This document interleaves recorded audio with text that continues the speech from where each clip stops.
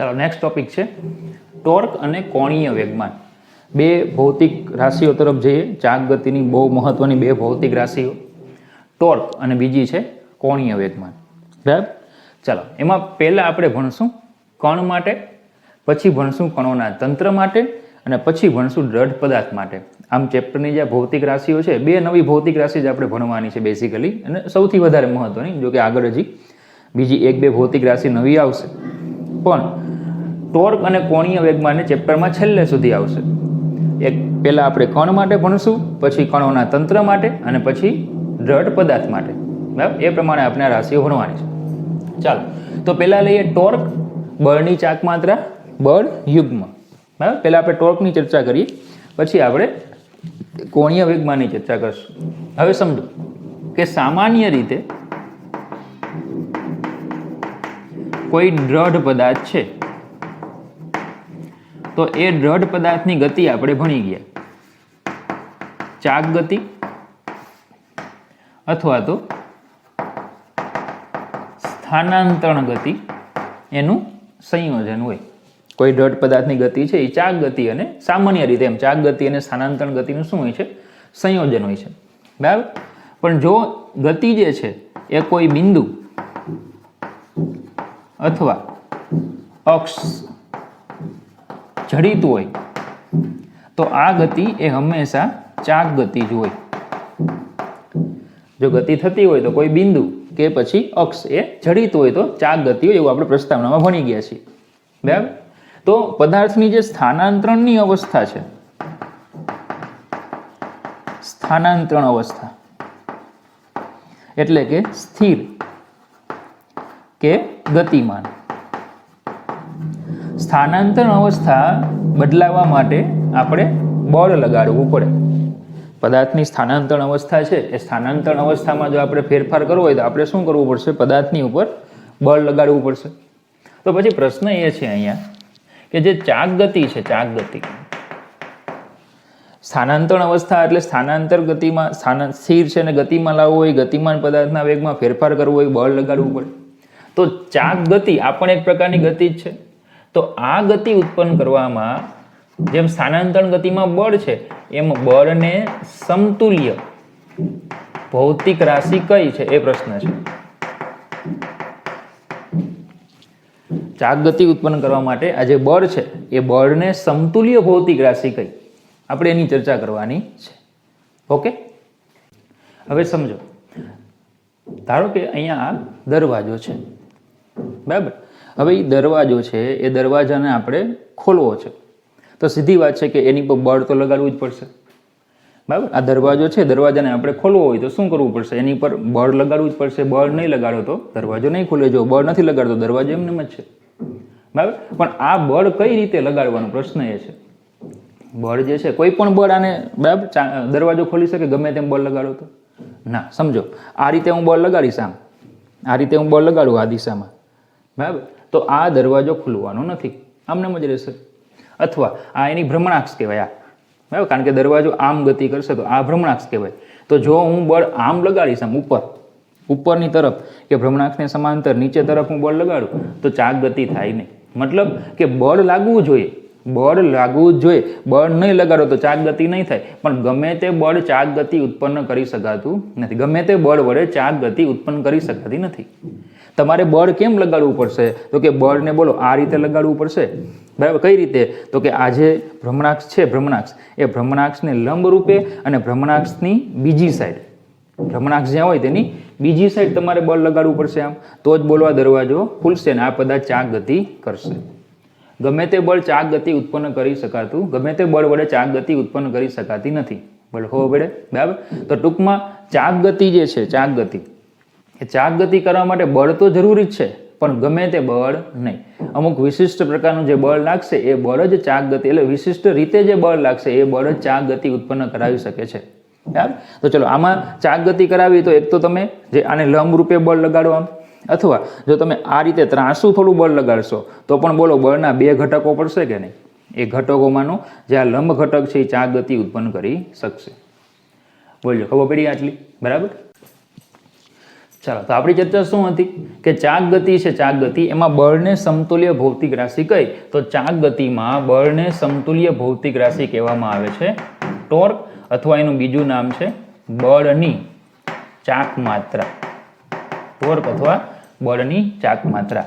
ચલો હવે સમજો ચાક માત્રા, ચાક માત્રા કોને કહેવામાં આવે, તો કે ચાક માત્રા એટલે સદિશ ગુણ્યા સદિશની કાર્ય રેખાનું ભ્રમણાક્ષથી લંબ અંતર. સદિશ ગુણ્યા સદિશની કાર્ય રેખાનું ભ્રમણાક્ષથી લંબ અંતર એને કહેવામાં આવે છે ચાક માત્રા. કાર્ય રેખા એટલે તમને ખ્યાલ છે સદિશને સમાવતી રેખાને સદિશની કાર્ય રેખા કહેવાય. બરાબર, તો આપણે જ્યારે ભણશું ટોર્ક ત્યારે એમાં સદિશ ગુણ્યા સદિશની કાર્ય રેખાનું ભ્રમણાક્ષથી લંબ અંતર આવશે, એનો ગુણાકાર થશે એટલે એને કહેવામાં આવે ચાક માત્રા. બરાબર, તો ચલો ટોર્ક અથવા બળની ચાક માત્રા અથવા એનું બીજું નામ છે બળ યુગ્મ. તો જુદા જુદા સમયે આપણને આવા બરાબર શબ્દો સમજવામાં આવશે. બરાબર, અત્યારે આપણે ટોર્ક અથવા તો બળની ચાક માત્રા શબ્દનો ઉલ્લેખ કરીશું. પછી આગળ જતા એક ટોપિક આપ્યો છે બળ યુગ્મ. યુગ્મ એટલે બે બળો ભેગા થાય ત્યારે પણ ટોર્ક ઉત્પન્ન થાય, તો એની ચર્ચા આપણે આગળ જતા કરીશું. બરાબર, તો આ ટોર્કની થઈ ગઈ પ્રસ્તાવના. તો ચલો હવે આપણે મુખ્ય ટોપિક તરફ આપણે જઈએ. બરાબર, ચાલો તો પેલો ટોપિક છે કણ પર લાગતું ટોર્ક. બરાબર, તો એક કણના સંદર્ભમાં આપણે ચર્ચા કરીએ, પછી કણોનું તંત્ર લઈએ અને પછી દ્રઢ પદાર્થ લઈએ. બરાબર, ચાલો તો ધારો કે XY Z આ યામ પદ્ધતિ છે. ધારો કે કોઈ કણ છે, અહીંયા છે P. બરાબર, ચલો એનો ઉગમ બિંદુની સાપેક્ષે સ્થાન સદિશ છે એ છે વેક્ટર R. ઉગમ બિંદુની સાપેક્ષે એનો સ્થાન સદિશ છે વેક્ટર R. ધારો કે આ કણ ઉપર બળ લાગે છે વેક્ટર F. કણની ઉપર બળ લાગે છે વેક્ટર F. જો R ને તમે આમ આગળ લંબાવો, બરાબર, R જે છે ને આગળ લંબાવો તો આ ખૂણો થાય થીટા, જેને R અને F વચ્ચેનો ખૂણો કહે. કારણ કે આપણે ચેપ્ટર 4 માં એવું ભણી ગયા છીએ, બે સદિશ વચ્ચે ખૂણો એટલે બંને સદિશોને એક જ બિંદુમાંથી દોરવાનો. જાણે કે R છે ને તમે અહીંયા મૂકી દો તો R અને F વચ્ચેનો શું થઈ જશે, આ ખૂણો થઈ જશે થીટા. બોલે ખબર પડે? બરાબર, તો આ બળ લાગે એટલે આ કણ શું કરશે, આ રીતે બોલો ભ્રમણ કરશે, આમ જશે. કારણ કે આ બળ લાગશે એટલે બળને કારણે શું થશે, આ રીતે કંઈક ગતિ કરશે. બરાબર, તેમાં ટોર્ક ઉત્પન્ન થશે.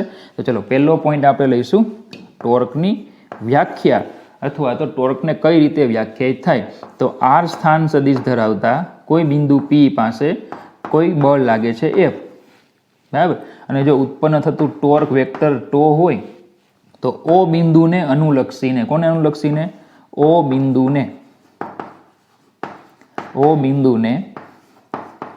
અનુલક્ષીને કણ પર લાગતું ટોર્ક વેક્ટર ટો એટલે vector R cross vector F વડે આપવામાં આવે. ઓને અનુલક્ષીને આ કણ પરનું ટોર્ક એટલે વેક્ટર ટો, આને શું વંચાય છે, ટો. બરાબર, vector tau equal to vector R cross vector F એવી રીતે આપી શકાય. જો ખાલી હું મૂલ્ય લઉં તો tau equal to R F sine theta, સમીકરણ નંબર 1. ખાલી જો આપણે મૂલ્ય લઈએ તો vector tau equal to vector R cross vector F. ચલો જ્યાં R equal to vector R નું મૂલ્ય, સદિશ વેક્ટર R નું મૂલ્ય એટલે કે OP જેટલું, OP જેટલું. બરાબર, F equal to vector F નું મૂલ્ય એટલે કે બળનું મૂલ્ય, અને theta equal to vector R અને વેક્ટર F વચ્ચેનો ખૂણો, વેક્ટર R અને વેક્ટર F વચ્ચેનો ખૂણો. ચાલો ખબર પડી આટલી. તો ચલો આ રીતે ટોર્ક વ્યાખ્યાયિત થાય. સૂત્રની સાબિતી જૂના સિલેબસમાં હતી. બરાબર, ભૌમિતિક અર્થઘટન આપેલું હતું, R ક્રોસ F સૂત્ર કઈ રીતે આવ્યું તે. પણ એ સૂત્રની સાબિતી પછી પણ તમારે સૂત્ર યાદ જ રાખવાનું હોય, તો એની કરતાં બેટર છે કે આપણે પહેલેથી જ સૂત્ર કેમ યાદ ન રાખીએ. તો તમારે આ સૂત્રો યાદ રાખવાનું, vector tau equal to vector R cross vector F. ચાલો ખબર પડી ગઈ આટલી. બરાબર, ચાલો બીજો પોઈન્ટ લઈએ. હું પોઈન્ટ ટુ પોઈન્ટ આપણે આગળ વધીએ, તમને થિયરી યાદ રાખવામાં સરળતા પડે. પહેલા પોઈન્ટમાં આપણે વ્યાખ્યાની ચર્ચા કરી. ચલો બીજો પોઈન્ટ, ટોર્ક સદિશ રાશિ છે. પેલો દેખાય છે અહીંયા ટોર્ક મૂક્યું છે, ઉપર સદિશ છે તો વેક્ટર ટોર્ક, ટોર્ક છે કેવી રાશિ? સદિશ રાશિ છે. તો પ્રશ્ન એ થાય કે એની દિશા કઈ હોય? તો વેક્ટર આર અને વેક્ટર એફ થી બનતા સમતલને લંબ જમણા હાથના નિયમ મુજબ. ચલો આર ક્રોસ એફ ની તમને દિશા કીધેલી, કઈ રીતે મળી? બરાબર, આ આર આ એફ, તો આપણી જે જમણા હાથની આંગળીઓ છે એને આર થી એફ તરફ લઈ જવાની, એટલે જે ટોર્ક છે કઈ દિશામાં આવે? પૃષ્ઠને લંબ બહાર તરફ. તો ચલો આ કિસ્સામાં ટોર્કની દિશા જે છે એ છે પૃષ્ઠને લંબ બહાર તરફ. તો એને હું અહીંયા આકૃતિમાં આ રીતે દર્શાવું છું. ખરેખર દિશા કઈ છે? પૃષ્ઠને લંબ બહાર તરફની દિશા છે. ચાલો ખબર પડી ગઈ આટલી? બરાબર. ચલો નંબર 3, એના એસઆઈ એકમની ચર્ચા કરીએ. તો ટોર્ક એટલે R F sine theta. R એટલે સ્થાન સદિશ, એટલે કે એનો એકમ આવે મીટર, બળનો એકમ ન્યૂટન. તો ટોર્કનો એકમ થશે ન્યૂટન ઇન્ટુ મીટર. ચાલો, અથવા ન્યૂટન એટલે kilogram, metre second -2 into metre, એટલે આવી જાય કિલોગ્રામ, મીટર સ્ક્વેર સેકન્ડ -2, એટલે આ થઈ ગયો જૂલ. શું થઈ ગયું? આ જૂલ. પણ એવું નહીં સમજવાનું કે ભાઈ ટોર્ક અને કાર્ય, કારણ કે જૂલ એ કોનો એકમ? કાર્યનો. તો ટોર્ક અને કાર્ય એ બંને એક જ છે. એમ એકમો સરખા હોવાથી ભૌતિક રાશિઓ સમાન થતી નથી. સીધી વાત છે. એક જ મુખ્ય ડિફરન્સ તમને કહું, ટોર્ક સદિશ રાશિ છે, જ્યારે કાર્ય કેવી છે? અદિશ છે. પડે ખબર? એટલે એકમ ભલે સરખા છે, એકમ ભલે સરખા હોય, પણ બંને ભૌતિક રાશિઓ સમાન નથી. એ તો કેવી છે? અલગ જ છે. બરાબર. ચાલો નંબર 4, ચોથો પોઈન્ટ લઈએ. એના માટે હું પહેલા તો શું કરું? જો આ જે છે આ રેખા, એને બળની કાર્ય રેખા કહેવાય. કાર્ય રેખા એટલે સદિશને સમાવતી રેખા, એને સદિશની કાર્ય રેખા કહેવાય. તો હું O માંથી બળની કાર્ય રેખા ઉપર લંબ દોરું. આ લંબ દોર્યો. O માંથી બળની જે કાર્ય રેખા છે એમાં હું લંબ દોરું. તો આ ખૂણો થીટા હોય તો આ ખૂણો પણ થીટા થાય. ધારો કે આને હું એમ કહી દઉં, તો અહીંયા ત્રિકોણ બની જાય OPM. ત્રિકોણ OPM, ત્રિકોણ બની જશે OPM. એમાં હું સાઇન થીટા હું લઈ લઉં, સાઇન થીટા. તો સાઇન થીટા બરાબર શું થશે? આ બોલો, આ 90 નો ખૂણો છે એટલે આ કર્ણ હોય. તો સાઇન થીટા એટલે શું થાય? સામેની છેદમાં કર્ણ એટલે OM ના છેદમાં કર્ણ એટલે R. આનું મૂલ્ય કેટલું છે? R જેટલું છે OP નું. તો OM ને જો હું કરતા બનાવું OM, તો શું આવશે? R sine theta. તો આ OM એટલે આ કેટલું આવ્યું? R sine theta. તો આપણે આ શું દોરેલો? લંબ દોરેલો. તો પછી હું આ OM જે છે એને નામ આપી દઉં R લંબ. શું નામ આપી દઉં? R લંબ. તો ચલો, જ્યાં R લંબ ઇક્વલ ટુ ચલો આ અંતર શું છે? તો કે બળની કાર્ય રેખાનું ઉગમ બિંદુથી લંબ અંતર. બળની કાર્ય રેખાનું ઉગમ બિંદુથી લંબ અંતર. તો વેક્ટર F ની કાર્ય રેખાનું ઉગમ બિંદુથી લંબ અંતર. તો ચલો, આ ટોર્ક સમીકરણ 1 છે, એમાં torque equal to R F sine theta છે. આર એફ સાઇન થીટા છે, એમાં હું આર સાઇન થીટાને સાથે રાખું, એટલે આને આ રીતે લખું, એફ આર સાઇન થીટા. તો આર સાઇન થીટા એટલે શું લખાય? આર લંબ. તો આને શું લખાશે? એફ આર લંબ. ખબર પડે શું લખાશે? Torque equal to F R લંબ. તો ચલો, ટોર્ક ઇક્વલ ટુ આવી ગયું એફ આર લંબ. એફ આર લંબ. ચાલો, ખબર પડી આટલી? બરાબર. ત્રિકોણ લઈ લીધો આપણે. ત્રિકોણમાં સાઇન થીટા લ્યો એટલે સામેની છેદમાં કર્ણ. OM ને કરતા બનાવો. તો આ OM જે છે એ શું છે? લંબ અંતર છે. તો એને કીધું આર લંબ. તો આર લંબ એટલે શું? બળની કાર્ય રેખાનું સંદર્ભ બિંદુથી લંબ અંતર. બરાબર. ચલો બીજું, આ જ સૂત્ર છે એને હું આગળ વધારું. તો equal to R F sine theta છે, એમાં હું હવે એફ સાઇન થીટાને સાથે રાખું. જોજો કોને સાથે રાખું છું? એફ સાઇન થીટાને. બરાબર. તો હવે જુઓ, આ બળ છે, ખૂણો થીટા બનાવે તો બળના બે ઘટકો પડે અહીંયા. ખૂણો બનાવે એ ઘટક કોસ. આ ઘટક કયો કહેવાશે? F cos theta. તો આ ઘટક કયો કહેવાશે? F sine theta. બળના બોલો બે ઘટક પડે, ખૂણો બનાવે એ કોસ તો બીજો સાઇન. તો બોલો એફ સાઇન થીટા થઈ ગયો. એ એફ સાઇન થીટા જે છે એ બોલો આરને લંબ આવશે, કારણ કે આ આરની દિશા છે. તો એક જો અહીંયા હોય તો બીજો એ ઘટક એને હંમેશા કેવો હોય? અહીંયા લંબ જ હોય કે નહીં? તેનો મતલબ કે આરને લંબ ઘટક છે.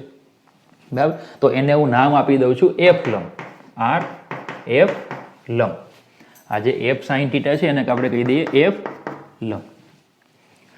બરાબર. તો ચલો ટોર્કનું સૂત્ર બની જાય ટો ઇક્વલ ટુ બરાબર આર એફ લંબ. તો જ્યાં એફ લંબ એટલે શું? જ્યાં એફ લંબ ઇક્વલ ટુ શું? તો કે આરને લંબ દિશામાંનો બળનો ઘટક. એફ લંબ એટલે શું કહેવાય? આરને લંબ દિશામાંનો એફનો ઘટક. તો એફનો સદિશ વેક્ટર એફનો વેક્ટર આરને લંબ દિશામાંનો ઘટક. વેક્ટર એફનો વેક્ટર આરને લંબ દિશામાંનો ઘટક. ચલો ક્લિયર થઈ ગયું. તો ટૂંકમાં ફાઇનલી એમ કહેવાય કે ટોર્ક છે ને, ટોર્કનું મૂલ્ય 3 સૂત્રોથી મળે. એક તો જો ખૂણો આપ્યો હોય તો આર એફ સાઇન થીટા. બીજું, ધારો કે તમારી પાસે ખાલી બળ જ છે અને બળનું ભ્રમણાંક જે આપણી રેખા છે, ઉગમ બિંદુ છે, તેનાથી લંબ અંતર આપ્યું છે, તો પછી એફ આર લંબ પણ લઈ શકાય. અને જો લંબ ઘટક આપ્યો હોય, આરનો લંબ ઘટક તમારી પાસે હોય તો તમે આર એફ લંબ લઈ શકો. ટૂંકમાં તમે ટોર્ક ગણવા માટે આ ત્રણમાંથી કોઈ પણ સૂત્રો એપ્લાય કરી શકો. બીજું, સદિશ સ્વરૂપે જોતું હોય તો R cross F A apply કરી શકાય. ક્લિયર આટલું? ચાલો 5મો પોઈન્ટ લઈએ કે ટોર્ક છે એ શૂન્ય ક્યારે થાય? આ ટોર્કને મારે શૂન્ય કરવું છે. ટોર્ક શૂન્ય ક્યારે થાય? તો કે નંબર 1 કે જો આર બરાબર 0 થઈ જાય. નંબર 2 બળ જો 0 થાય. નંબર 3 થીટા એ 0 અથવા તો 180 થાય, કારણ કે સાઇન 0 0 અને સાઇન 180 પણ 0. તો આ 3 કન્ડિશન વખતે ટોર્ક જે છે એ કેવું થાય? 0. પડે ખબર? હવે સમજો, દાખલા તરીકે આ ધારો કે અહીંયા ઉગમ બિંદુ છે, અહીંયા ધારો કે એક કોણ છે પી. તો આ સ્થાન સદિશ થાય વેક્ટર આર.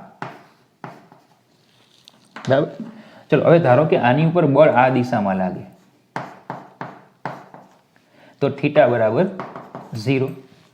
ધારો કે બળ આ દિશામાં લાગે તો આર અને એફ વચ્ચેનો ખૂણો થીટા બરાબર 180. પડે ખબર? હવે ટોર્ક 0. ધારો કે બિંદુ અહીંયા છે. બરાબર. તો આ સ્થાન સદિશ થાય વેક્ટર આર. ધારો કે બળ આ રીતે લાગે તો થીટા કેવો? 0. ધારો કે બળ આ રીતે લાગે તો થીટા કેવો? 180. ટોર્ક કેવું થાય? 0.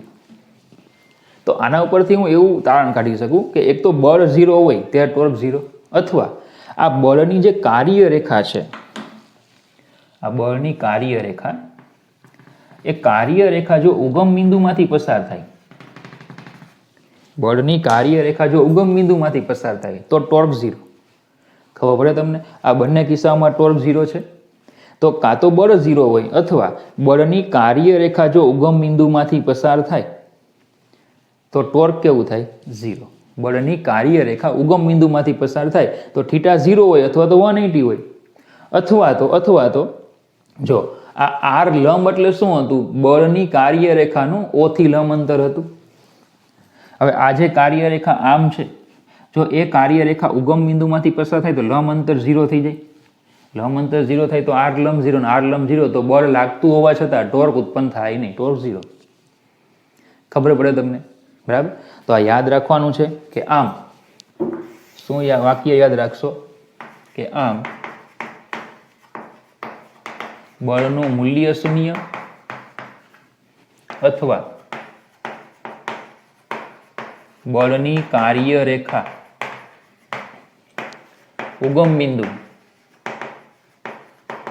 માંથી પસાર થાય તો ટોર્ક શૂન્ય થાય છે. આ બહુ મહત્વનો પોઈન્ટ છે. આગળ દાખલાઓ ગણવામાં આ અતિ મહત્વનું બનશે. બળની કાર્યરેખા જો ઉગમ બિંદુમાંથી પસાર થાય તો ટોર્ક ઉત્પન્ન થાય નહીં. બરાબર? તો જો બળનું મૂલ્ય શૂન્ય અથવા બળની કાર્યરેખા ઉગમ બિંદુમાંથી પસાર થાય તો ટોર્ક ઉત્પન્ન થાય નહીં, ટોર્ક 0 થાય. ચાલો, છઠ્ઠો પોઈન્ટ છે પરાવર્તનનો નિયમ લઈએ. જો તમને પરાવર્તનનો નિયમ યાદ હોય તો આપણે તમને એવું કીધેલું સદિશ ગુણાકાર વખતે કે વેક્ટર એ ક્રોસ વેક્ટર બી છે. જો આપણે એક સદિશને ઉલટાવી દઈએ -a ક્રોસ બી કરીએ તો પરિણામે જે નવો સદિશ આવશે એ પણ ઉલટાઈ જશે. એટલે કે a ક્રોસ બી થી જે સદિશ આવશે એની જગ્યાએ -a ક્રોસ બી થી જે સદિશ આવે એ કેવા આવશે? બંને વિરુદ્ધ દિશામાં આવશે. a ક્રોસ બી કરવાથી જે સદિશ આવે એની જગ્યાએ -a કરવો એટલે સદિશ એક ઉલટાઈ નાખો છો તો શું થશે? તે સદિશ નીચે જશે. તો સેમ એવી વસ્તુ અહીંયા છે કે r ક્રોસ f છે. જો એમાં બળની દિશા આપણે ઉલટાવી નાખીએ -f પર નાખીએ તો પછી એનો મતલબ એવો થશે કે -r ક્રોસ f થશે. મતલબ કે જે ટોર્ક લાગે છે એની જગ્યાએ આ માઇનસ ટોર્ક થઈ જશે. ટોર્ક જે દિશામાં લાગે એની જગ્યાએ શું થશે? વિરુદ્ધ દિશામાં લાગશે. મતલબ કે તમે ટોર્ક લગાડવાથી, ધારો કે આ દિશામાં ટોર્ક લગાડો છો, બળ આમ લગાડો છો, દરવાજો આમ ખુલે છે, એની જગ્યાએ તમે શું કરશો? હવે બળ આમ લગાડો તો દરવાજો આમ જાય. સીધી વાત છે. કોઈ દરવાજો બંધ હોય તમે એને ખોલવા માટે જે દિશામાં બળ લગાડો છો એની જગ્યાએ વિરુદ્ધ દિશામાં લગાડો, દરવાજો બંધ થાય. દરવાજો બંધ છે ને ખોલવો હોય તો જે દિશામાં બળ લગાડો એની વિરુદ્ધ દિશામાં દરવાજા ઉપર બળ લગાડો તો શું થાય? દરવાજો બંધ થશે. તો બળની દિશા કેવી થાય? ઉલટાઈ જાય. તો ટોર્કની દિશા પણ કેવી થાય? ઉલટાઈ જાય. બરાબર? પણ જો r અને f બંનેની દિશા ઉલટાઈ જાય તો -r ક્રોસ -f જો આપણે કરી નાખીએ તો શું થઈ જશે? r ક્રોસ f એટલે શું રહેશે? ટોર્ક જ. જો r અને f બંનેની દિશા તમે ઉલટાઈ નાખો, r અને f બંને જે છે ને દિશા ઉલટાઈ નાખો. સમજો આ આપણો r છે, r નો સદિશ, ને આ f છે. તો r ક્રોસ f કરીએ એટલે 12 તરફ હતું. પણ જો બળની દિશા ઉલટાઈ નાખશો, નીચે લઈ લેશો તો r ક્રોસ f આમ થશે. આમ જો બળ તમે આ રીતે લઈ લેશો, આમ જો હું બળ આમ લઈ લઉં તો હવે r ક્રોસ f કરો એટલે આમ થાય કે નહીં? તો બોલો અંદરની તરફ ગયો. પણ હું બળે ઉલટાવી નાખું અને r ને પણ ઉલટાવી નાખું એટલે આમ લઈ લઉં તો હવે r ક્રોસ f કરો. જો r ક્રોસ f કરો ક્યાં આવશે? 12 તરફ આવશે કે નહીં? દિશા બદલાતી નથી. ખબર પડે તમને? બળની ખાલી એકની દિશા ઉલટાઈ નાખો તો આ r અને આ f, તો r ક્રોસ f ક્યાં જાય? અંદર. પહેલા ક્યાં આવતો? 12. પણ બંનેની ઉલટાઈ નાખો તો r ક્રોસ f ક્યાં આવશે? 12. દિશા બદલાતી નથી. બરાબર? તો આ હતું કણ પર લાગતું ટોર્ક. તો કેટલા મુદ્દાની ચર્ચા કરી? 5-6 મુદ્દાઓની આપણે ચર્ચા કરી. બરાબર? તો કમ્પ્લીટલી બધી માહિતી આટલા પોઈન્ટમાં આવી ગઈ. ટોર્ક વિશેની બધી માહિતી આટલામાં થઈ ગઈ. ક્લિયર થઈ ગયું આટલું? ઓકે, ચાલો નેક્સ્ટ પોઈન્ટ લઈએ. ચાલો, એની પછી છે કણનું કોણીય વેગમાન. તો આપણે ભણી ગયા બળ, બળનું પરિભ્રમણીય સ્વરૂપ એટલે બળની ચાક માત્રા, અને બળની ચાક માત્રા એટલે ટોર્ક. તો આપણે આગળ ભણી ગયા હતા રેખીય વેગમાન. તો રેખીય વેગમાનનું પરિભ્રમણીય સ્વરૂપ એટલે કહેવાય રેખીય વેગમાનની ચાક માત્રા અથવા એને કહેવાય કોણીય વેગમાન.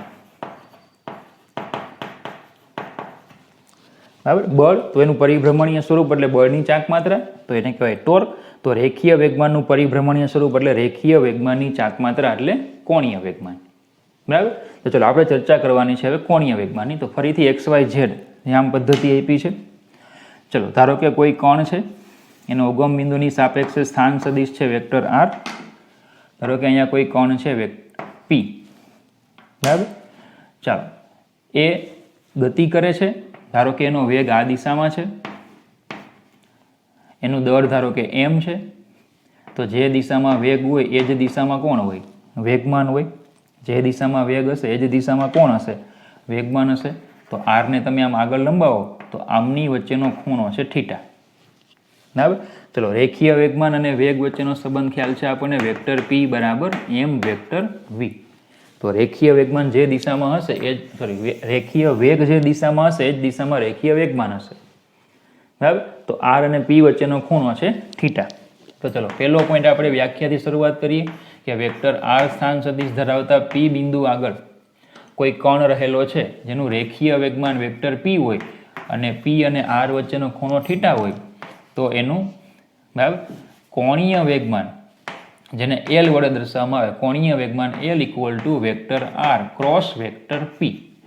તો ખાલી મૂલ્ય લઈએ તો rp સાઇન થીટા, સમીકરણ નંબર 1. પહેલાના જેવું જ r ક્રોસ f એની જગ્યાએ r cross p, L equal two rp sine theta. ચલો, ખબર પડી આટલી? બરાબર.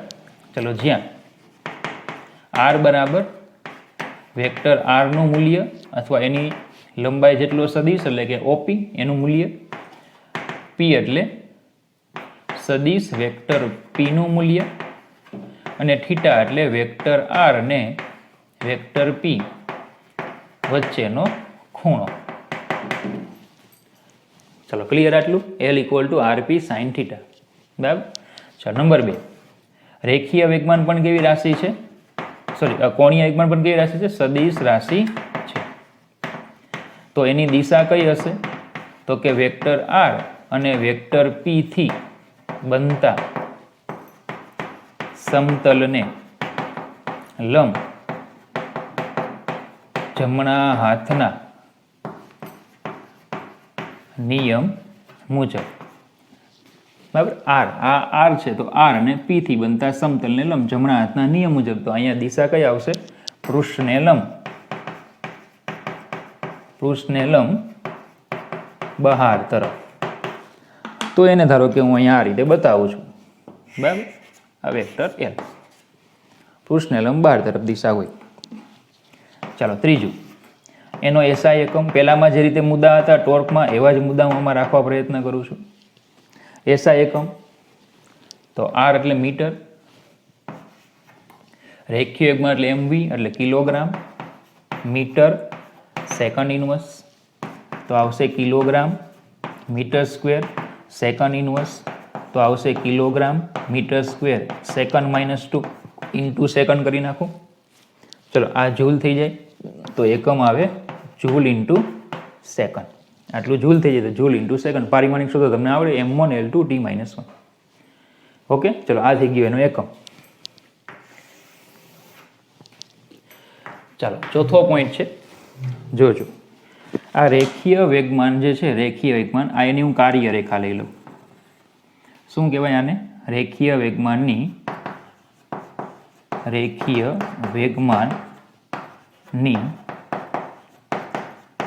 કાર્ય રેખા. તો રેખીય વેગમાનની કાર્ય રેખા જે છે એનું ઉગમ બિંદુથી હું આ લઈ લઉં છું લંબ અંતર. અહીંયા ધારો કે હું કહી દઉં છું એમ. તો આ જો થીટા હોય તો અહીંયા આ પણ થીટા થાય. પહેલાના જેવી જ ચર્ચા છે બધી. તો ત્રિકોણ બનશે OPM. કયો ત્રિકોણ બનશે? OPM. ચલો, એમાં સાઇન થીટા લઈ લો તો આવશે OM ના છેદમાં કર્ણ એટલે R. તો એ OM બરાબર R સાઇન થીટા. ચલો, આને હું કહી દઉં R લંબ. OM એટલે શું? R સાઇન થીટા, કારણ કે આ લંબ અંતર છે. આ શું થઈ ગયું? R સાઇન થીટા લંબ અંતર છે તો આને કહી દઈએ આપણે R લંબ. બરાબર. ચાલો, તો L ઇક્વલ ટુ શું લખાય?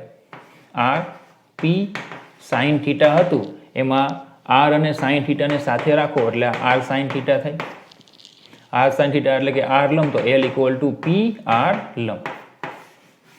તો જ્યાં R લંબ ઇક્વલ ટુ વેક્ટર P ની કાર્ય રેખાનું O થી લંબ અંતર, P ની કાર્ય રેખાનું O થી લંબ અંતર. બરાબર. ચાલો, સેમ એ જ રીતે જો L equal two RP sign theta છે એમાં હું P અને સાઇન થીટાને સાથે રાખું તો હવે જોજો કે અહીંયા આ P છે આની સાથે થીટા ખૂણો બનાવે. તો ચલો, આ ઘટક હું લઈ શકું એનો P cos થીટા અને આ ઘટક હું લઈ શકું એનો P સાઇન થીટા. તો પી સાઇન થીટાને હું પી લંબ કહી દઉં, કારણ કે આને કેવો હશે લંબ, આ વચ્ચેનો ખૂણો કેટલો હશે 90નો, તો આને આરને લંબ હશે તો પી સાઇન થીટા છે એ આરને લંબ હશે, તો પી સાઇન થીટાને કહી દઈએ આપણે આર પી લંબ, તો પછી L equal to R P લંબ એવું આપણને સૂત્ર મળશે. તો જ્યાં પી લંબ એટલે શું છે, પી લંબ એટલે પીનો વેક્ટર આરને લંબ દિશા માનો ઘટક, વેક્ટર પીનો વેક્ટર આરને લંબ દિશામાંનો ઘટક. તો ટૂંકમાં એમ કહેવાય કે કોણીય વેગમાન છે ને એ 3 રીતે મળે, એનું મૂલ્ય તમને 3 રીતે મળે. એક તો L equal to R P sine theta પરથી મળે, અથવા L equal to P R લંબ પરથી મળે, અને અથવા L equal to R P લંબ પરથી મળે. અને જો સદિશવાળું જોતું હોય તો આ L equal to R cross P. બરાબર. ચાલો પાંચમો મુદ્દો લઈએ કે એલ 0 ક્યારે થાય. તો બોલો આગળની જેમ જ કે જો આર 0 થાય, પી 0 થાય કે થીટા 0 અથવા 180 થાય, આ બધા કિસ્સામાં એલ કેટલા થઈ જશે 0. આર 0 થાય કા પી 0 થાય કા થીટા 0 કે 180 થાય ત્યારે કોણીય વેગમાન કેવું થશે 0. તો ચલો પહેલામાં આપણે શું કીધેલું કે આમ એમ કીધેલું આપણે બળ શૂન્ય અથવા બળની કાર્યરેખા ઉગમ બિંદુમાંથી પસાર થાય ત્યારે ટોર્ક 0 થાય. તો ચલો અહીંયા શું લખાશે કે રેખીય વેગમાન 0, રેખીય વેગમાન 0 અથવા રેખીય વેગમાનની કાર્યરેખા ઉગમ બિંદુ અથવા તો સંદર્ભ બિંદુ માંથી પસાર થાય ત્યારે કોણીય વેગમાન 0 થાય છે. રેખીય વેગમાન 0 અથવા રેખીય વેગમાનની કાર્યરેખા સંદર્ભ બિંદુમાંથી પસાર થાય ત્યારે કોણીય વેગમાન 0 થાય. ચલો હવે પડી આટલી. તો ચલો આમાં પેલું પરાવર્તનનો ગુણધર્મ ચોપડીમાં નથી આપ્યો, તમને આમે ખબર પડે જ કે શું કહેવા માંગે છે. ચોપડીમાં નથી તો આપણે શું કામ લખવો ખોટો, બરાબર. ઓકે, તો આટલું થઈ ગયું. ચલો ખ્યાલ આવ્યો. તો આમ આપણે ટોર્ક અને કોણીય વેગમાન બે ભૌતિક રાશિ ભણ્યા, બરાબર. ચાલો એની પછી છે આપણે બે ભૌતિક રાશિ ભણી ગયા, ટોર્ક અને કોણીય વેગમાન. તો આપણી ફરજ છે કે આપણે ટોર્ક અને કોણીય વેગમાન વચ્ચેનો સંબંધ પણ મેળવીએ, કારણ કે જો આપણે બળ ભણી ગયા, રેખીય વેગમાન ભણી ગયા, તો બળ અને રેખીય વેગમાન વચ્ચેનો સંબંધ પણ લીધેલો કે નહીં. તો એવી રીતે આપણે બળને સમતુલ્ય ટોર્ક, રેખીય વેગમાનને સમતુલ્ય કોણીય વેગમાન, તો પછી vector tau equal to vector dL by dt. બોલો આવો સંબંધ આવવો જોઈએ કે નહીં? બોલજો, ખબર પડે. બળ અને પી વચ્ચેનો સંબંધ એટલે P F equal to vector dp by dt. તો પછી એલ અને માફ કરજો, ટોર્ક અને એલ વચ્ચેનો સંબંધ એટલે vector tau equal to dL by dt. આવું આવવું જોઈએ. તો હવે એનો મતલબ એવો થાય કે આ સંબંધ મારે મેળવવો હોય ને તો એલનું સૂત્ર છે એનું વિકલન કરવું પડે. ચલો એલનું સૂત્ર શું હતું? Vector L equal to vector R cross vector P. તો આનું ટી સાપેક્ષે વિકલન કરું તો vector dL by dt equal to D by dt of vector R cross vector P. ચલો આની આપણે અલગ ચર્ચા કરીએ કે હવે D by dt of vector R cross vector P equal to, ચલો ગુણાકારનો નિયમ તમે ભણી ગયા હો, વિકલન માટે ગુણાકારનો નિયમ. પહેલું પદ એમ જ રાખો, બીજા પદનું વિકલન કરો, વત્તા બીજું પદ એમ જ રાખો, પહેલા પદનું વિકલન કરો, એટલે vector dr by dt cross P. પણ જોજો આમાં ચેન્જ થાય નહીં, કેમ? ક્રોસ ગુણાકાર છે ને, એટલે જે પાછળ છે એ પાછળ જ રહીએ અને જે આગળ છે એ આગળ રહીએ. ઓકે, ચલો હવે આ એક એક પદની ચર્ચા કરીએ. તો હવે vector R cross vector dp by dt હું લઉં તો vector R cross vector dp by dt એટલે તો બળ થાય, અને આર ક્રોસ એફ એટલે ટોર્ક થાય, બરાબર. ચલો તથા આ લઈએ vector dr by dt cross vector P લઉં તો આરનું વિકલન એટલે વેગ, તો આ થઈ જશે vector V cross vector P. હવે સમજો પી બરાબર એમવી જે સૂત્ર છે આપણું, વેક્ટર પી બરાબર એમવી સૂત્ર છે, એમાં રેખીય વેગમાં અને વેગની દિશામાં હોય તો પી અને વી વચ્ચેનો ખૂણો થીટા કેવો હોય? 0. તો અહીંયા બોલો ક્રોસ ગુણાકાર છે કે નહીં? ક્રોસ ગુણાકાર છે તો થીટા કેવો આવશે? 0 આવશે, કારણ કે પી અને વી વચ્ચેનો ખૂણો 0. તો બોલો આ શું થઈ જશે? 0. તો એનો મતલબ એવો થાય કે આમાં જે આ પદ છે એ પદ શું થઈ ગયું? 0. અને આ જે પદ છે એ પદ શું થઈ ગયું? વેક્ટર ટો. તો ફાઇનલી આર ક્રોસ પી છે ત્યાં શું લખી શકાશે? Vector tau. બરાબર કે હવે vector dL by dt equal to vector tau plus 0. તો લખાય vector tau equal to vector dL by vector dL by dt. તો આજે આવ્યો આને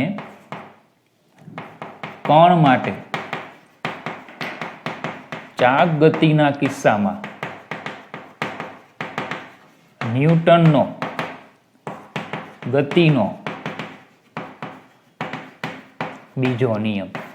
બરાબર ધ્યાન રાખજો, કણ માટે ચાક ગતિના કિસ્સામાં ન્યૂટનનો ગતિનો બીજો નિયમ. આપણે જે બીજો નિયમ ભણી ગયા હતા એ કણ માટે, પણ રેખીય ગતિના કિસ્સામાં ન્યૂટનનો ગતિનો બીજો નિયમ. તો આ કણ માટે ચાક ગતિના કિસ્સામાં ન્યૂટનનો ગતિનો બીજો નિયમ છે. કણ માટે છે. કોના માટે છે? ખાસ કણ માટે. શું નિયમ છે? કે આમ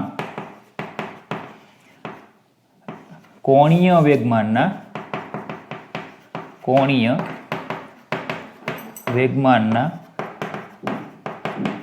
ફેરફારનો સમય દર ટોર્ક જેટલો હોય છે. કોણીય વેગમાનના ફેરફારનો સમય દર કોના જેટલો હોય છે? ટોર્ક જેટલો હોય છે. બરાબર. તો ચલો આ થઈ ગયો આપણો ત્રીજો પોઈન્ટ, ટોર્ક અને કોણીય વેગમાન વચ્ચેનો સંબંધ. બોલજો, ખબર પડી આટલી? ઓકે. ચલો નેક્સ્ટ છે કણોના તંત્રનું કોણીય વેગમાન. આપણે કણ માટે ભણી ગયા, હવે છે કણોના તંત્ર માટે. ચલો કણોનું તંત્ર છે, પહેલો કણ છે એનું કોણીય વેગમાન વેક્ટર L1, બીજો કણ છે એનું કોણીય વેગમાન વેક્ટર L2, nમો કણ છે એનું કોણીય વેગમાન વેક્ટર Ln. તો કણોના તંત્રનું કુલ કોણીય વેગમાન એટલે બધા કણોના વ્યક્તિગત કોણીય વેગમાનોનો સદિશ સરવાળો. કણોના તંત્રનું કુલ કોણીય વેગમાન એટલે બધા જ કણોના વ્યક્તિગત કોણીય વેગમાનોનો સદિશ સરવાળો.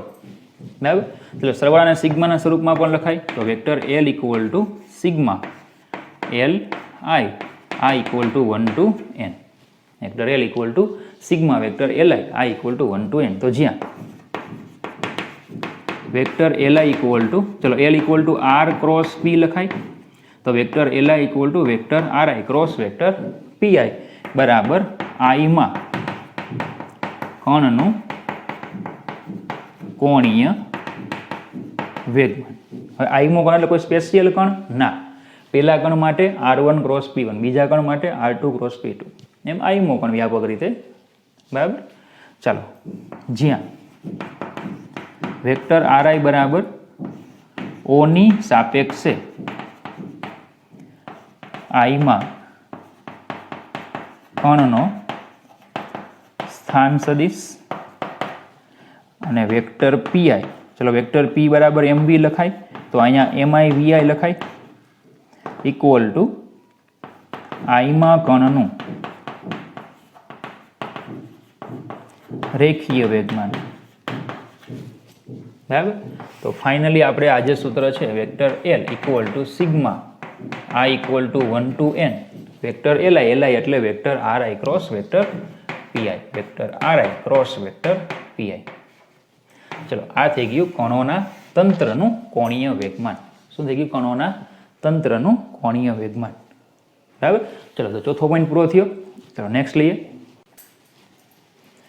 ચાલો એની પછી છે કણોના તંત્રનું ટોર્ક. ચલો આપણે આગળ આવું ભણી ગયા. Vector L equal to sigma I vector Li. જો આનું ટી સાપેક્ષે વિકલન કરું તો vector dl by dt equal to d by dt of sigma I vector Li. ચલો equal to sigma I d by dt of vector Li. તો આ sigma I કોણીય વેગમાનનું વિકલન એટલે કે ટોર્ક, તો વેક્ટર ટો આઈ લખાય equal to sigma I. Vector tau I એટલે vector R I cross vector F I, અને સિગ્મા ટો આઈને આપણે ટોટલ ટોર્ક પણ કહી શકીએ. તો vector dL by dt equal to શું થશે? ટો. ચલો હવે પડી એટલી. બરાબર, આને કહી દો નંબર 1. હવે જ્યાં વેક્ટર ટો આઈ, બરાબર, વેક્ટર ટો આઈ, ચલો વેક્ટર ટો આઈ એટલે શું થઈ જશે? આઈમાં કણનું ટોર્ક, આઈમાં કણ પર લાગતું torque equal to vector R I cross vector F આઈ.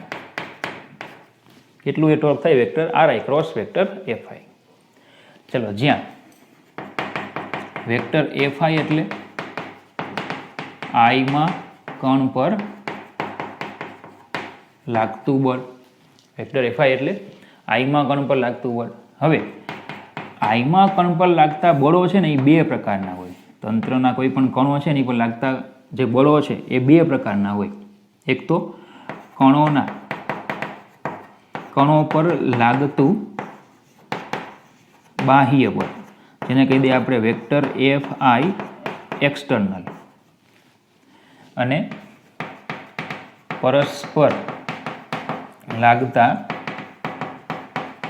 આંતરિક બળો, જેને કહી દઈએ વેક્ટર એફ આઈ ઇન્ટરનલ. કણોનું તંત્ર હોય તેમાં બોલો બે પ્રકારના બળો લાગતા હોય. ચેપ્ટર 5માં ભણી ગયા આપણે, અને આપણે આગળના સેશનોમાં પણ ભણી ગયા છે. દ્રવ્યમાન કેન્દ્રવાળામાં બે પ્રકારના બળ લાગે, બાહ્ય બળ લાગે અને બીજું કયું લાગશે? આંતરિક બળ લાગશે. તો પછી આ જે એફઆઈ છે, એફઆઈ એટલે આ બંને બળોનો સદિશ સરવાળો થાય. FI external plus FI internal. બરાબર, બંનેનો શું થશે?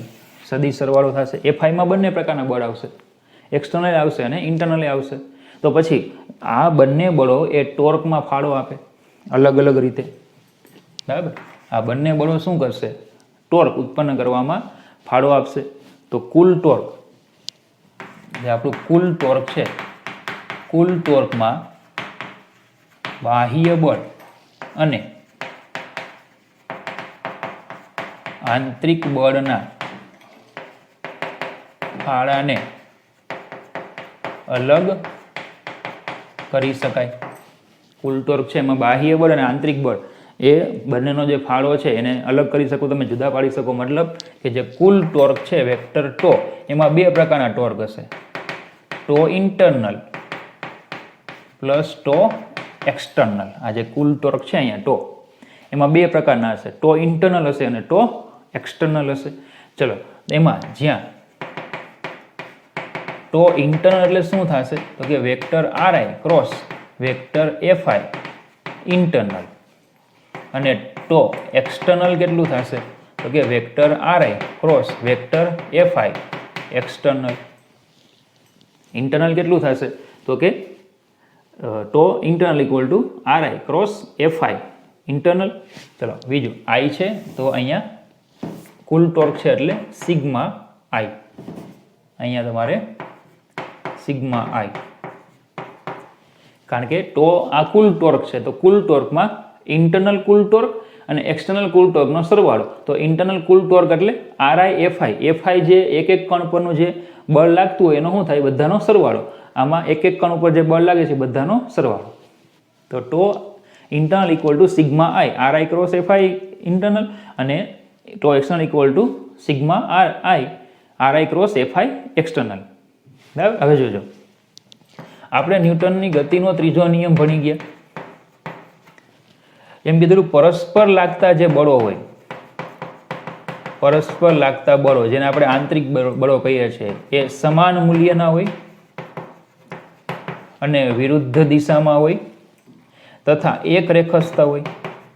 એટલે કે એક બિંદુગામી હોય કે ભાઈ આ બે કણો છે, તો આ પેલો કણ, આ બીજો કણ, બરાબર, બે વડે એક ઉપર લાગતું બળ આમ હોય તો એક વડે બે ઉપર લાગતું બળ આમ હોય. બંને સમાન મૂલ્યના હોય, વિરુદ્ધ દિશામાં હોય અને બીજું એક રેખસ્થ હોય. બરાબર, જેથી એનું પરિણામી કેવું થઈ જાય છે? શૂન્ય. તો એનો મતલબ કે એફ આઈ ઇન્ટરનલ જે છે એ કેવું થઈ જશે 0, બરાબર. ઇન્ટરનલ જે છે બળો એનું પરિણામી કેવું થઈ જાય 0 થઈ જાય. તો જો ઇન્ટરનલ 0 થાય તો પછી આ જે આંતરિક બળો છે આ જો 0 થઈ જાય તો એ કોઈ ટોર્ક ઉત્પન્ન ન કરે, બરાબર. તો એનો મતલબ કે ટો ઇન્ટરનલ પણ કેવું થઈ જાય 0. આંતરિક બળોનો ફાળો ટોર્કમાં હોતો નથી. આંતરિક બળો જે છે એ કોઈ ટોર્ક ઉત્પન્ન કરે નહીં. હવે સીધી વાત છે કે ભાઈ જે કોઈ પદાર્થ છે, ધારો કે કોઈ પદાર્થ છે, હવે એક બળ આમ લાગે ને એક બળ આમ લાગે, તો આ રીતે જો બંને બળો લાગે તો એ કંઈ પદાર્થને ફેરવી ન શકે, પડે ખબર. તો એટલા માટે આંતરિક બળોનું પરિણામે 0 થઈ જાય. તો આંતરિક ટોર્ક, આંતરિક બળોને કારણે જે ટોર્ક ઉત્પન્ન થાય ટો ઇન્ટરનલ એ પણ કેવું થઈ જશે 0. તો ક્રિયા અને પ્રતિક્રિયા બળો છે એ જે બળ યુગ્મ છે, ક્રિયા અને પ્રતિક્રિયા જે યુગ્મ બળો છે એની જોડ ટોર્કમાં ફાળો આપતી નથી. તો પછી આ જે સૂત્ર છે અહીંયા એમાં ઇન્ટરનલ તો 0 થઈ ગયું, તો હવે શું વધશે? વેક્ટર ટો બરાબર વેક્ટર ટો એક્સટર્નલ.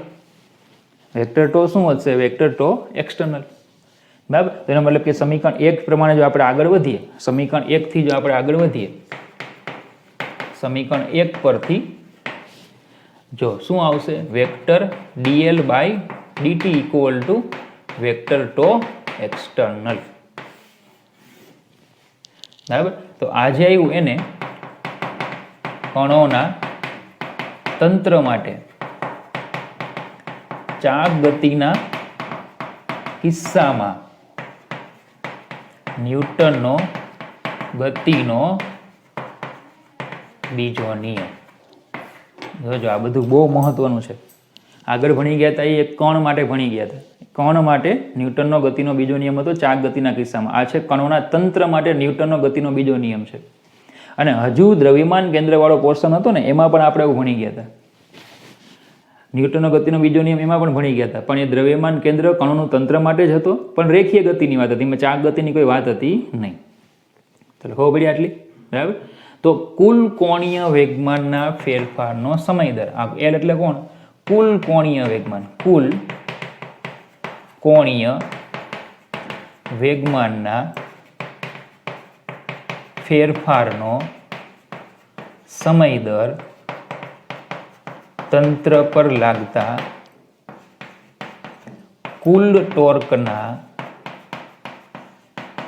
સરવાળા બરાબર હોય છે. કુલ કોણીય વેગમાનના ફેરફારનો સમય દર એ તંત્ર પર લાગતા કુલ ટોર્ક, તંત્ર પર લાગતા કુલ બાહ્ય ટોર્ક, બાહ્ય ટોર્ક, બાહ્ય ટોર્કના સરવાળા બરાબર હોય છે, અથવા સદિશ સરવાળા બરાબર હોય છે એવું લખો તો ચાલે, બરાબર. કુલ કોણીય વેગમાનના ફેરફારનો સમય દર, સમય સાથે ફેરફારનો દર એ તંત્ર પર લાગતા કુલ બાહ્ય ટોર્કના સરવાળા બરાબર હોય છે, બરાબર.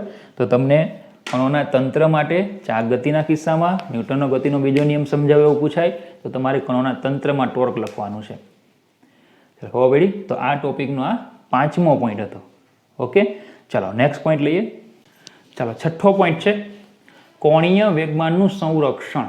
કોણીય વેગમાનનું સંરક્ષણ. તો ચલો એલનું સૂત્ર આપણે ભણી ગયા, માફ કરજો, ટોર્કનું સૂત્ર આપણે ભણી ગયા.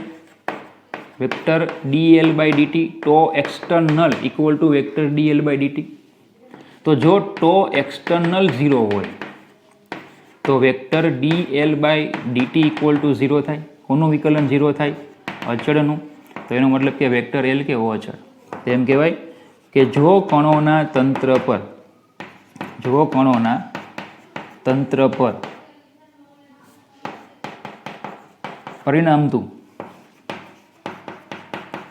પરિણામી બાહ્ય ટોર્ક 0 હોય તો તંત્રનું કુલ કોણીય વેગમાન અચળ હોય છે, જેને કણોના તંત્ર માટે, બરાબર, કોણીય વેગમાન સંરક્ષણનો નિયમ કહેવાય. જો કણોના તંત્ર પર પરિણમતું અથવા તો લાગતું પરિણામી બાહ્ય ટોર્ક 0 હોય તો તંત્રનું કુલ કોણીય વેગમાન અચળ હોય. ચાલો હવે એલ અચળ છે, તો એને કોઈ અચળ સદિશ કહી દઈએ કે આગળ પણ આપણે આવું કરેલું છે જ્યારે આપણે કણોના દ્રવ્યમાન કેન્દ્રમાં રેખીય વેગમાન સંરક્ષણ ભણતા હતા ત્યારે. તો એલના ઘટકો એલએક્સ, એલવાય, એલઝેડ. તો અચળ સદિશ છે એના K1, K2, K3 લઈ લઈએ તો આપણને મળશે LX equal to K1, LY equal to K2, LZ equal to K3. તો જો કુલ કોણીય વેગમાન સંરક્ષિત હોય, કુલ કોણીય વેગમાન સંરક્ષિત હોય તો તેના ત્રણેય ઘટકો પણ સંરક્ષિત હોય છે, કારણ કે આ પણ બધા કેવા અચળ. તો એલએક્સ, એલવાય, એલઝેડ એ કોણીય વેગમાનના એક્સ, વાય અને ઝેડ અક્ષ પરના ઘટકો અને K1, K2, K3 છે એ અચળાંકો. તો કુલ કોણીય વેગમાન સંરક્ષિત હોય તો તેના ત્રણેય ઘટકો પણ કેવા હોય? સંરક્ષિત હોય.